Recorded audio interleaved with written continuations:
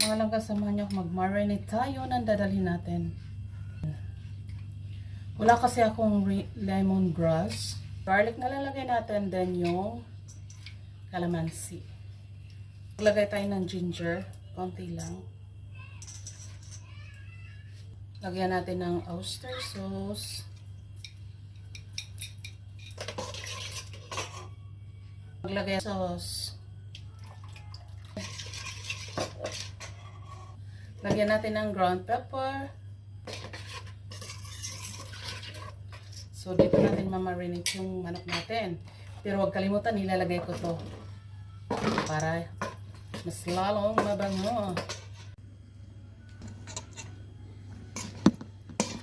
Lagay na natin dyan. Dyan natin ibabad yung manok natin para yummy yung inasal natin. Mga langga, ito yung imamarinate natin para